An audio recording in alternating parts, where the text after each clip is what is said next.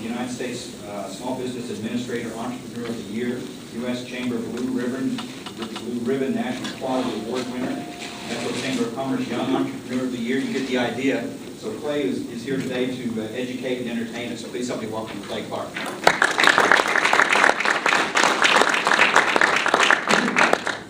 All right. Thank you guys for putting up with me this morning here. This morning, as we get started, I just want to clarify my background. If you Google me and you look into my past and you kind of research, the business I'm most well known for is a company called DJ Connection. And DJs, people that live with their mother in their garage, that whole thing, I want to get that disclaimer out there. DJ Connection is, why it was successful is it's because it was the antithesis of what you expect from a DJ. We do about 4,000 events a year, so it's like 82 weddings every weekend. So 82 sets of equipment, guys loading out, loading in, vans, all those systems. And the things I learned to build DJ Connection, it occurred to me at some point that the profit margin on every wedding is only $150 if we don't mess something up. So if we charge the bride $650, at the end of the day, the most we're going to make is $150. So if you do the math, 150 times 4,000, that's the most amount of money I could possibly make. So I realized that I had to shift into something else to allow me to produce enough profit to pursue my passions. So today there's 9 businesses that we own. Some of the ones that are most well known is Spears & Clark. We handle all of the downtown real estate leasing for can bars. It's about a third of downtown Tulsa. We also do farmers insurance. We have a bakery, all different fields, So I hope that we can find something for everybody today that will help connect with you, help connect the dots. But it's all about you. So the first question I have for you, if you could just jot down on the back of your paper, that way somebody doesn't look, and that way you can kind of like hide your answer. On the very back, you can just write on the back, how much profit do you need to pursue your passions? And I know it seems like kind of one of these motivational speaker questions, and you're going, it's millions of dollars. But I mean specifically, if you could just write down the amount of money that you need for you to be able to have enough revenue to produce or to pursue your passions. So just an example, we have 5 kids, 9 businesses, 5 kids, kind of a crazy life.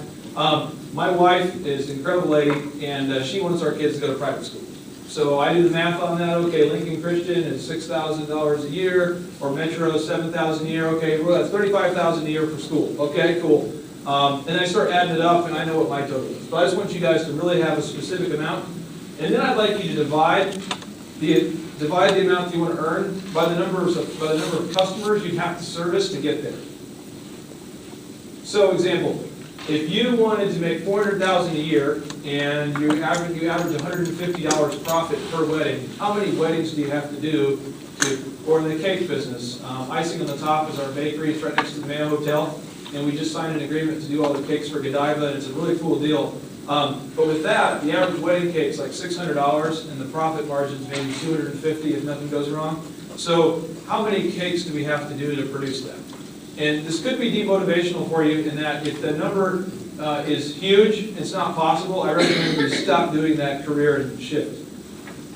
Because otherwise it's kind of an form of insanity if you're going, well, I'm going to do 8,000 weddings a year and it still won't get you to the total you need. Okay? We're on the same page? All right. So moving forward here onto, let's see if I have a little slide number 2 here. You guys open up your second page. This is a book called E-Myth. I have my own book I wrote, but I think this book is better, so I'm going to recommend it here for you.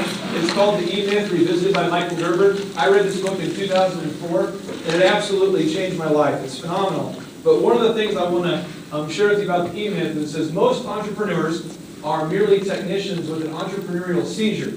Most entrepreneurs fail because you are working in your business rather than on your business. So a little stat here for you off of page 2 of this book. If you get the book, I'll just kind of give you a little snapshot. Last year, over 1 million businesses start every year in the U.S. 1 million businesses a year. But of those 1 million, 40% fail within the first year, and then 80% are going to fail within the next 5 years. So whatever that percentage is that's left, it's not too encouraging. And we have to ask ourselves why.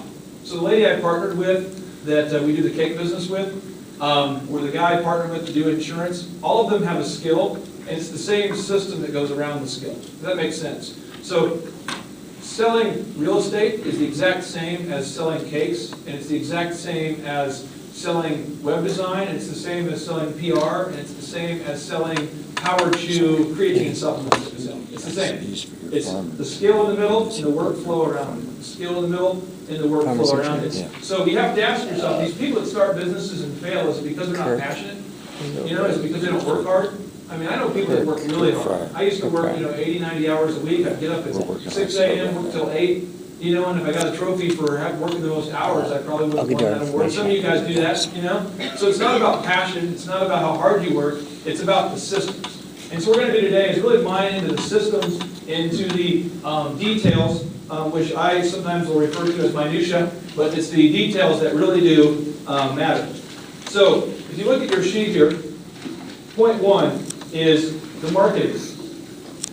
How do you market your business? This is how you get customers. So today we're going to get into this. How do you market? The second is when somebody calls, what do your people say? What do you say? Example, thank you for calling the Renaissance Hotel and Resorts. This is such and such. How can I help you? Or at your business, it might be, thank you for calling such and such. How may I help you? Or it might be, hello. Right? It could be, hey, sorry, I'm busy. Hey, what is it? Have you ever called the business and they answered the phone in a way that was totally not professional? And then how many of us have had an employee who works for us that have done that? So what happens is because we hire them, people infer that we taught them to do that. So DJ Connection, for me, a huge change was just saying, DJ Connection, this is such and such, how can I make your day great? Just get you guys to say, DJ Connection, how can I help make your day great, was a huge improvement for me. But how do you do the initial call? Emails. When you send out emails, are they standardized or are they random? Consultations. How do you handle that? There's a process. New York Life. Anybody here ever sold life insurance? Okay. New York Life, their system is phenomenal. The former CFO of Helmerich and Payne says he learned almost everything about business from New York Life because they have a presentation and you're required to memorize this thing. So all the agents do it the same way because it works.